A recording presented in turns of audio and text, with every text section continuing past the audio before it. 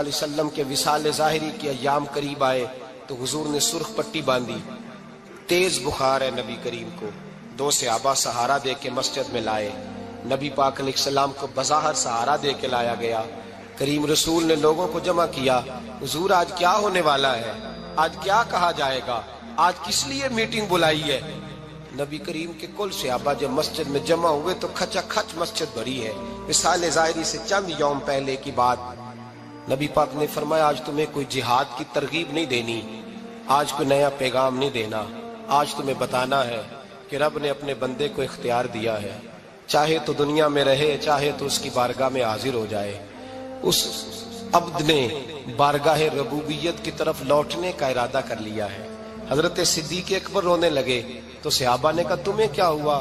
کہنے لگے سمجھ نہیں رہے، کسی کی بات نہیں کر رہے، نبی پاک تو اپنی بات فرما رہے ہیں، اس نے جانے کا ارادہ کر لیا۔ سنیے میرے بھائی، محبوب پاک نے فرمایا بھائی کسی شخص کو میری طرف سے کوئی تکلیف پہنچی ہو تو بدلہ لے سکتا ہے، بدلہ لے سکتا ہے، کسی کو تکلیف پہنچی ہو۔ صحابہ پھوٹ کے رونے لگے، محبوبہ کرم ہی کرم ہوا ہے، رحمت ہی رحمت آئی، آپ کے بارے میں گمان کرنے والا بھی دائرہ ایمان سے نکل جائے گا۔ حضور آپ کیا فرما رہے ہیں؟ فرمایا نہیں بھائی اٹھو۔ پیچھے سے جناب عکاشہ بن محصن اٹھے، ہاتھ کانپتے ہیں، آگے بڑھے، کہنے لگے یا رسول اللہ، ایک جنگ کے موقع پر آپ نے درہ مارا تھا، ننگی پیٹھ پر صفیں سیدھی کراتے، بات دل میں رہ گئی ہے، میں نے بدلہ لینا ہے۔ نبی کریم نے فرمایا بلال دوڑ کے جاؤ، فاطمہ کے گھر درہ پڑا ہے، درہ لاؤ۔ سیدنا بلال حبشی کہتے میں گیا، دستک دی سیدہ طیبہ طاہرہ، حضرت فاطمہ فرمانے لگی بلال کیسے آئے ہو؟ اماں جی وہ درہ چاہیے تھا۔ سیدہ کو تشویش ہوئی، کہنے لگے بلال نہ تو جنگ پہ جانا ہے، نہ جہاد ہے، نہ کوئی ایسا موقع ہے، حضور کی تو طبیعت مبارک بظاہر بڑی علیل ہے، درہ کیا کریں گے؟ حضرت بلال عرض کرنے لگے اماں جی ایک صحابی بدلہ لینے لگے ہیں، صاحب طبقات نے جملے لکھے ہیں، کہتے ہیں بی بی صاحبہ نے درہ بھی دیا اور امام حسن حسین کو بھی باہر نکالا۔ فرمانے لگی عکاشہ سے کہنا 100 درے مارے، ان 2 شہزادوں کے جسم پر نبی پاک کے قریب نہ جائے، میں نے 2 بچے پیدا ہی اپنے محبوب پر قربان کرنے کے لیے کیے، ان کو لے جائے۔ حضرت بلال کہتے ہیں میں 2 شہزادے لے کے آیا، اور جب دروازے میں میں لے کے پہنچا تو نبی پاک نے دیکھا تو آنکھوں میں آنسو آ گئے۔ فرمایا ان کو بٹھا دو، مجھے پتا ہے فاطمہ نے کیا کہہ کے بھیجا ہے۔ حضرت سیدنا بلال فرماتے ہیں درہ میں نے جناب عکاشہ کو دیا، حضرت عکاشہ درہ لے کے آگے جو بڑھے تو حضرت ابو بکر صدیق نے ان کے پیروں پہ ہاتھ رکھا، فرمایا عکاشہ میری طرف آ یار، مجھے مار درے، نبی پاک کے قریب نہ جا۔ مصطفیٰ کریم نے فرمایا ابو بکر تو ہٹ جا، اسے آنے دے۔ فرماتے ہیں میں چند قدم آگے گیا تو مولا علی شیر خدا نے میرے پیر پہ ہاتھ رکھا، کہنے لگے عکاشہ سوچ تو صحیح تو کیا کر رہا ہے؟ حضور نے فرمایا علی ہٹ جاؤ، میرا اور ان کا معاملہ ہے۔ جناب عکاشہ آگے بڑھ رہے، نبی کریم نے فرمایا میں اپنی امت کو درس دینا چاہتا ہوں، خبردار خبردار زندگی میں تمہارے ہاتھ سے زبان سے کسی کو تکلیف نہ پہنچنے پائے، خبردار یاد رکھنا وہ معاشرے بگڑ جاتے ہیں، وہ معاشرے تباہ کر دیے جاتے ہیں جہاں ظلم ہوتا ہے، جہاں زیادتی ہوتی ہے، جہاں لوگوں کو ستایا جاتا ہے۔ محبوب کریم کے قریب آئے حضرت عکاشہ، کہا حضور میری پیٹھ ننگی تھی، آپ بھی ذرا کپڑا ہٹائیے۔ نبی کریم نے پیٹھ سے کپڑا ہٹایا، جناب عکاشہ نے درہ جو اٹھایا تو صحابہ کی چیخیں نکلی، حضرت عکاشہ نے درہ دور پھینکا، حضور کے بطن اطہر سے لپٹ گئے، چومنے لگے، کہنے لگے حضور وہ تو صفیں سیدھی کراتے لگ گیا تھا، آپ نے کہاں مارا تھا؟ یا رسول اللہ میں تو بہانہ بنا رہا تھا کہ جاتی دفعہ مجھے وجود چومنے کا موقع نصیب ہو جائے، مجھے یہ موقع نصیب ہو جائے۔ میرے حبیب نے فرمایا جس نے جنتی دیکھنا ہو میرے عکاشہ کی زیارت کر لے۔ بھائی ظلم کا دروازہ کھلا ہوا ہے اور لوگ بھول جاتے ہیں زیادتی کرتے ہوئے، وہ بہو سے ہی کیوں نہ کریں، وہ اپنے گھر کے بھول جاتے ہیں کہ شاید پوچھنے والا کوئی نہیں، شاید میزان نہیں لگے گا۔ ایران کے بادشاہ نے اپنے بیٹے کو پڑھانے کے لیے ایک استاد صاحب کا بندوبست کیا۔ استاد صاحب کو کہا کہ میرے بچے کو دین پڑھائیے، میں چاہتا ہوں کل اس نے عنان حکومت کو سنبھالنا ہے تو یہ دین سے آگاہ ہو جائے، اس کو کچھ سکھائیے پڑھائیے۔ بہت نیک بزرگ بڑے درویش عالم پڑھانے لگے، اسباق مکمل ہو گئے، دین کے اسباق قرآن مجید پڑھایا، احادیث طیبہ کا درس دیا، اصول فقہ سے روشناس کرایا۔ جب بچے نے مکمل تعلیم حاصل کر لی اور آمین ہو گئی، دستار ہو گئی، فارغ ہو گئے، تو پھر ایک دن استاد صاحب نے کہا بیٹے کل تم نے ضرور آنا ہے، کچھ بات کرنی ہے۔ شہزادہ گیا ملنے استاد صاحب سے، استاد صاحب نے کنڈی لگا لی، ہاتھ میں درہ پکڑ لیا، مار مار کے پورے وجود کو زخمی کر دیا، کوئی غلطی نہیں، کوئی بات نہیں، مارا۔ اب بچہ آیا آ کے بادشاہ سلامت سے کہا کہ ابا جی سمجھ نہیں آئی، بڑا مارا ہے استاد۔ تو سیانے تھے نا بادشاہ، یہاں تو قاری صاحب روز کٹہرے میں کھڑے ہوتے ہیں، مولوی صاحب آپ نے میرے بچے کو کیوں مارا ہے؟ آپ 8,000 کے مولوی ہیں، میرا کئی کروڑ کا بچہ ہے، سویرے بدل لیں گے، خبردار آپ نے بچے کو ہاتھ لگایا، اپنی حیثیت میں رہے معاذ اللہ۔ جو قومیں استادوں کو کٹہروں میں کھڑا کرتی ہیں وہ ترقی نہیں کر پاتی، جو استادوں کو کٹہروں میں روز کھڑا کرتے ہیں۔ کہا ابا جی بڑا مارا ہے، تو والد بڑے سمجھدار تھے، کہنے لگے بیٹا استاد باپ ہوتا ہے، وہ زیادتی نہیں کرتا، کوئی بات ہوگی، میں تیرے استاد کو کٹہرے میں نہیں بلاؤں گا۔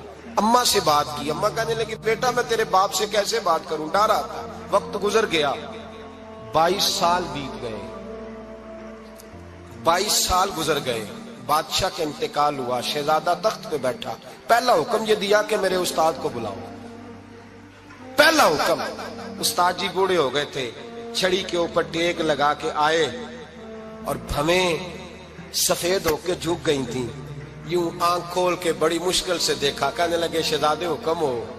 کب میں شہزادہ نہیں، اب میں بادشاہ بن گیا ہوں۔ استاد جی 22 سال بیت گئے، آپ نے مارا تھا، پر وہ درد چونکہ زیادتی کی تھی، میرا قصور کوئی نہیں تھا، تو نہ میری روح سے درد گیا ہے نہ میرے جسم سے گیا ہے، میں بے اختیار تھا، پوچھ نہیں سکتا تھا، آج با اختیار ہوا ہوں۔ سب سے پہلے پہلا حکم آپ کو دیا، بلایا ہے، بتائے کیوں مارا تھا، کیوں مجھے مارا تھا، میری زیادتی بتائے۔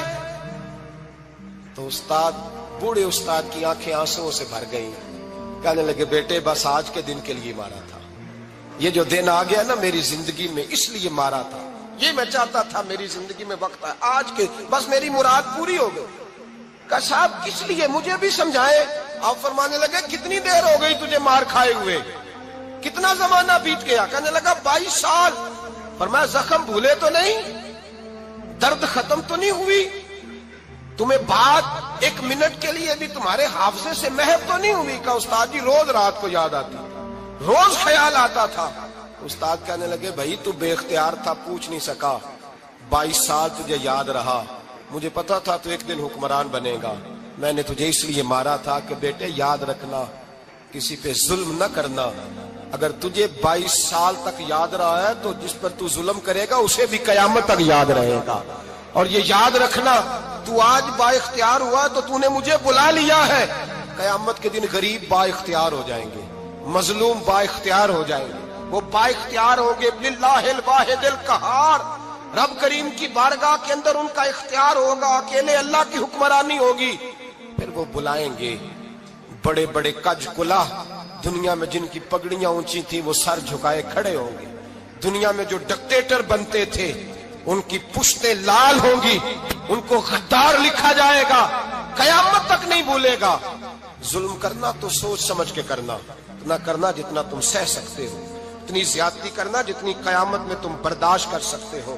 میرے نبی کریم صلی اللہ علیہ وسلم نے فرمایا ظلم سے بچو، یہ قیامت کے اندھیروں میں سے ایک اندھیرا ہوگا، زندگی میں زیادتی نہ کریں، اگر تھوڑی دیر کے لیے کوئی چیز برداشت کر جائیں گے تو وہ فائدہ دے جائے گی، کچھ دیر کے لیے اگر سہ جائیں گے تو نفع مل جائے گا، سہنے کی کوشش کریں لیکن زیادتی نہ کریں، نظر کو، سوچ کو، ذہن کو پاک رکھیں، اور میرے بھائی زندگی پوری ظلم سے بچیں، زیادتی سے بچیں۔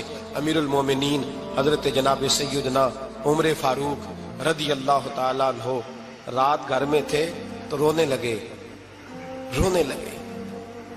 بڑی دیر تک روتے رہے، والدہ اٹھی تو صاحبزادے سے کہنے لگی پتہ کرو تمہارے باپ کو کیا مسئلہ ہے۔ شہزادے آئے، کہنے لگے امیر المومنین والد گرامی کیا ہوا؟ تو حضرت عمر فاروق کہنے لگے بیٹا اپنی اماں کو بلاؤ۔ والدہ آ گئی، کیا بات ہے، کچھ طبیعت خراب ہے تو حکیم کا بندوبست کیا جائے۔ تو حضرت عمر کہنے لگے کچھ بھی نہیں، آج مسجد سے نکلا ہوں تو نبی پاک کے صحابہ میری تعریفیں کر رہے تھے۔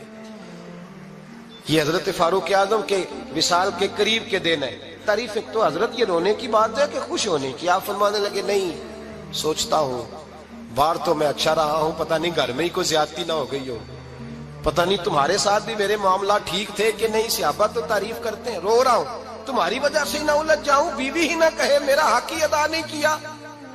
یہ لفظ کہتے کہتے پہاڑ ہے یہ شخص، کیسر و کسرا کانپتے ہیں۔ حضرت عمر رو پڑے، بی بی سے کہنے لگے مجھے اللہ کی رضا کے لیے معاف نہیں کر دیتی؟ میرے اوپر بوجھ تھا امت کا، میں ساری رات مدینے کی گلیوں میں پھرتا تھا، دن سارا مسجد میں گزرتا تھا، میں تجھے وقت نہیں دے پایا، معاف نہیں کر دیتی؟ تو زوجہ کہنے لگی نہیں عمر، میں نے بھی زندگی میں اپنا کوئی سکھ چین نہیں دیکھا، کوئی چاؤ پورا نہیں کیا، میں کیسے معاف کر دوں؟ میں نہیں معاف کرتی۔ حضرت عمر زمین پہ بیٹھ گئے، رونے لگے، کہنے لگے چل معاف کر دے۔ کہنے لگی ایک وعدہ کرو، قیامت کے دن رب کریم کی بارگاہ میں میری سفارش کرو گے؟ اللہ کی بارگاہ میں عرض کرو گے کہ اللہ اچھی تھی، مجھے کپڑے دھو کے دیتی تھی، روٹی پکا کے دیتی تھی، میری عزت کی محافظ تھی؟ جناب عمر کہنے لگے تیرے ساتھ وعدہ ہے، رب اپنے فضل سے عمر کو جنت دے گا تو عمر تجھے جنت میں ساتھ لے کر کے جائے گا، تیرے ساتھ وعدہ ہے۔ میرے بھائی جن کے دلوں میں احساس تھا کہ ہم سے کوئی زیادتی نہ ہو جائے کسی جگہ، وہ تو یہاں تک معاملہ کرتے تھے، یہاں تک ان کا خیال رہتا تھا۔ عزیزو، ایک تو نظر میں حیا پیدا کریں، والدین کی بہت بڑی ذمہ داری ہے۔ لاکھوں بچے مرضی کی شادیاں کر رہے ہیں، ہزاروں گھر اجڑ رہے ہیں، یہ وہ والا زہر ہے جو ہر گھر میں تیزی سے پھیلتا چلا جا رہا ہے۔ پہلے ہم کہتے تھے کہ بچہ باہر نہ نکلے، اب کہتے ہیں اللہ کہیں موبائل لے کے تنہا نہ بیٹھ جائے، کہیں تنہا نہ بیٹھ جائے، کیا بنے گا اس کا اگر یہ گندگی اور یہ ایسا نشہ ہے جو اجاڑ کے رکھ دے۔ بخاری شریف میں حدیث ہے، قاضی ایاز مالکی رحمۃ اللہ علیہ نے بڑی تفصیل سے لکھی ہے، راوی حضرت انس بن مالک ہیں۔ ایک بندہ بڑی دور سے آیا نبی پاک صلی اللہ علیہ وسلم کی زیارت کے لیے، بڑی دور سے۔ عرب کے جو سردار ہوتے تھے ان کے بڑے ناز نخرے ہوتے تھے، وہ خیر آج بھی ہیں، پروٹوکول کا ماحول آج بھی، یعنی وزیر صاحب کے آگے دو چار گاڑیاں نہ ہوں تو ان کو مزہ ہی نہیں آتا، پولیس والے آگے پیچھے بھاگیں تو، حالانکہ ان کو نہیں پتا کہ جو پولیس والے آگے پیچھے بھاگ رہے ہیں نا، یہ حکومت بدلی تو گرفتار کرنے بھی انہوں نے آنا ہے، لیکن وہ بڑا مزہ آتا ہے جب لوگ گاڑی کے پیچھے بھاگتے ہیں۔ کیا بات ہے جناب، بڑی بات۔ اور ہماری طبیعتوں میں پتہ نہیں کون سی، تو نبی پاک صلی اللہ علیہ وسلم کی خدمت میں وہ شخص بڑی دور سے آیا، تو عرب کے بادشاہوں کا مزاج تھا، پروٹوکول بڑا چاہتے تھے، ان کا تو یہ طریقہ تھا کہ حکمرانی کرنی ہے جیسے بھی ہو۔ اگر کسی غلام نے دھوپ میں بندھا رہ گیا، اونٹ اور چھاؤں میں نہیں باندھا تو درے مارتے تھے، اور اگر اس نے کھول کے باندھ دیا تو پھر بھی مارتے تھے، کہتے تھے اتنا سیانا ہو گیا تو انہیں پوچھا ہی نہیں، خود بخود ہی باندھ دیا۔ وہ شخص حضور کی بارگاہ میں آیا اور بہت سارے لوگوں کے پاس کیونکہ وہ جاتا تھا اپنے سربراہ کا پیغام لے کے، تو وہ کانپ رہا ہے جب حضور کی بارگاہ میں گیا، ڈر رہا ہے۔ اب ذرا بات کو سمجھنا، نبی پاک صلی اللہ علیہ وسلم نے اس سے فرمایا کیوں ڈرتے ہو؟ سادہ آدمی ہے، دیہاتی ہے، بدو ہے۔ اللہ کے رسول نے تھپ کی دی، کیوں ڈرتے ہو؟ تو کہتے حضور مجھے آداب نہیں آتے اور مجھے ڈر آتا ہے، کوئی بات اگر ایسی ہو گئی، آپ مدینے کی حکومت کے سربراہ ہیں، تو کہیں آپ ناراض نہ ہو جائیں۔ حضرت انس بن مالک فرماتے ہیں بات کہاں کی تھی، پہنچ کہاں گئی؟ جب اس نے یہ کہا نا کہ آپ تو حکومت کے سربراہ ہیں، کہیں کوئی غلطی نہ مجھ سے ہو جائے، تو نبی پاک کی آنکھوں میں آنسو آ گئے، حضور رونے لگے، اور نبی پاک صلی اللہ علیہ وسلم فرمانے لگے نہ بھائی، تو کسی حکومت کے سربراہ کے پاس نہیں آیا، نہ تو اس بیٹے کے پاس آیا ہے جس کی ماں گوشت کے خشک ٹکڑے کھا کے بھی گزارا کر لے گی۔ میں تو ایک غریب ماں کا بیٹا ہوں۔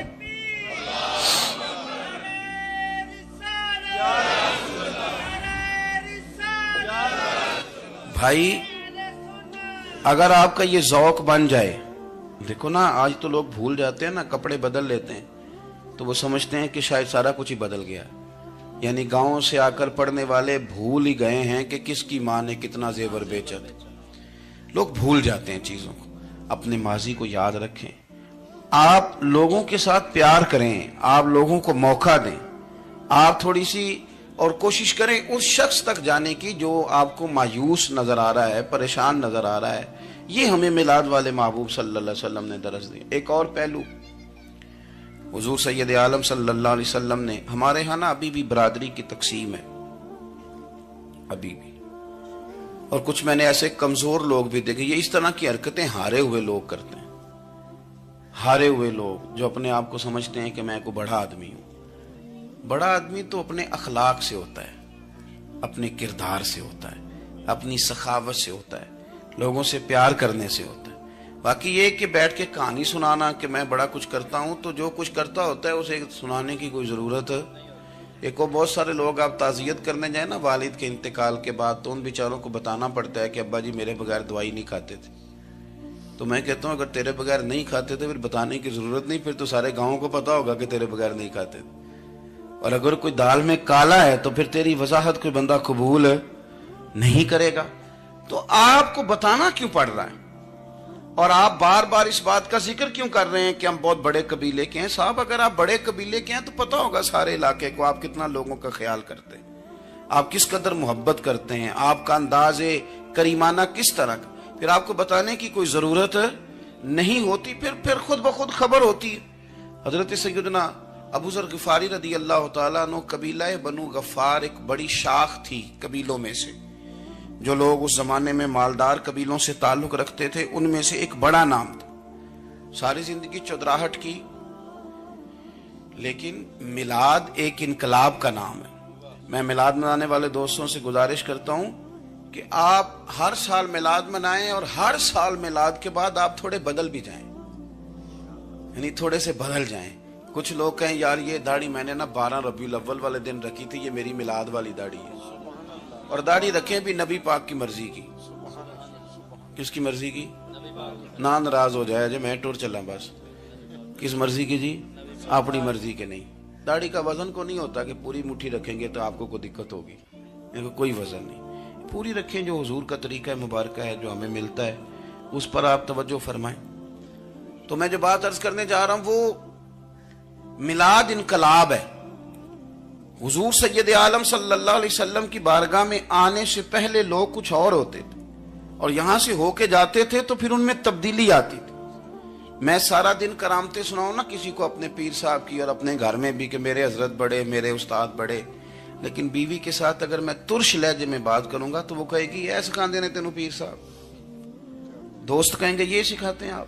تو آپ کی کہانیاں نہیں چلتی, آپ کا کردار چلتا ہے.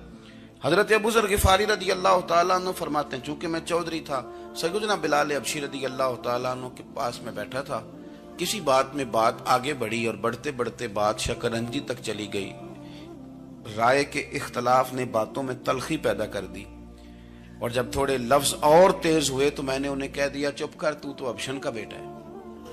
کس کے بیٹے تھے حضرت بلال؟ کہتے ہیں جب انہوں نے مجھے کہا تو میرا دل بڑا ٹوٹا, لیکن میں نے ارادہ کیا کہ میں نے حضور کی بارگاہ میں نہیں عرض کرنی. اب ہر بات کی ہم حضور کی بارگاہ میں شکایت کریں. لیکن میں جا کے مسجد میں بیٹھا, اور جب سرکار آئے نا, ارادہ نہیں تھا کہ عرض کروں گا, لیکن حضور کا چہرہ دیکھا تو دکھ میرا خود ہی تازہ ہو گیا. رونے کا بھی تو تب ہی مزہ آتا ہے نا کوئی اپنا ملے تو. فرماتے ہیں کہ میرے آنسو نا بغیر اختیار کے چھلک پڑے, اور میں کھل کے روئے, کھل کے. قربان جاؤں محبوب کے بھی حضور نے پاس نہیں بلایا, بلکہ نبی پاک اٹھ کے خود میرے پاس آئے اور مجھے کندھوں سے پکڑ کے سینے سے لگایا. اور جب میں کھل کے رو لیا تو حضور میرے آنسو پوچھنے لگے. کچھ شعر ایسے ہوتے ہیں جو کسی نے کہے ہوتے ہیں, اور کہنے والا جو ہوتا ہے وہ صاحب حال ہوتا ہے, تو اس میں کچھ خوبصورتی زیادہ ہی ہو جاتی ہے. ایک پنجابی کے شاعر ہمارے گجرات میں گزرے, بزرگ تھے, ان کا ایک شعر ہے, وہ کہتے ہیں ایک واری میری آنکھیاں چوں اونا نے اتھرو پونجے سن. ایک واری میری آنکھیاں چوں اونا نے اتھرو پونجے سن, ہن تے چسکا پہ گیا رونے دا. ایک واری میری آنکھیاں چوں اونا نے اتھرو پونجے سن, ہن تے چسکا پہ گیا رونے دا, تے ہر ویلے آہو زاری دا. تو میں روز رونے لگا ہوں, مزہ ہی بڑا آیا ہے جب سے محبوب نے چپ کرانا شروع کیا میرے عزیز. اور پھر حضرت بلال حبشی رضی اللہ تعالیٰ عنہ چونکہ حضور کے غلام تھے, اور انہیں پتا تھا کہ سرکار میری ناز برداری کرتے ہیں, حضور نے چپ کرایا. فرمایا کیوں روتے ہو؟ تو عرض کرنے لگے یا رسول اللہ صلی اللہ علیہ وسلم, اگر میں ابشن کا بیٹا ہوں تو میری تو غلطی کوئی نہیں نا, یہ تو تقسیم اللہ کی ہے نا. الذی خلقک فسواک فعدلک فی ای صورت ما شاء رکبک. جس طرح وہ چاہتا ہے، جس کو چاہتا ہے اس طرح کی اس کی صورت بنا دیتا ہے. تو مجھے ابشن کا بیٹا کہا جاتا ہے، میری غلطی کیا ہے؟ حضرت بلال نے بھی نہیں بتایا کس نے کہا. لیکن نبی پاک صلی اللہ علیہ وسلم نے کیا فرمایا؟ امام یوسف صالحی نے لکھا ہے، ذرا غور کرنا بات پر، تسلیاں لوگ اور رنگ میں بھی دیتے ہیں پر یہ تسلی بڑی انوکھی ہے. حضور فرمانے لگے، بلال اگر تو ابشن کا بیٹا تو پریشان کیوں ہوتا ہے؟ کالے رنگ والی ماں کا بیٹا ہے تو پریشان کیوں ہوتا ہے اگر تیری والدہ کا رنگ کالا ہے تو؟ عرض کی حضور آپ کیا فرمانا چاہتے ہیں؟ تو سرکار فرمانے لگے، میں دو ماؤں کا بیٹا ہوں، ایک جناب آمنہ جنہوں نے مجھے پیدا کیا اور ایک حضرت ام ایمن جنہوں نے میری پرورش کی، مجھے بڑا کیا. حضور فرمانے لگے، میری ماں آمنہ کا رنگ گورا تھا اور میری ماں ام ایمن کا رنگ کالا ہے. تو فرمایا اگر تجھے کسی نے کالے رنگ والی ماں کا بیٹا کہا تو اسے کہہ دینا مدینے والے محبوب کے بھی تو ایک والدہ کا رنگ کالا ہے، تو کہہ دینا. حضرت بلال کہتے ہیں کہ وہ اس طرح کی تسلی تھی، طفل تسلیاں نہیں جس طرح کی ہمیں دی جاتی، وہ اس طرح کی خوبصورت تسلی تھی کہ اس کے بعد میرا دل ایسا ٹھنڈا ہوا، پھر کسی کا تانا نہیں رہا.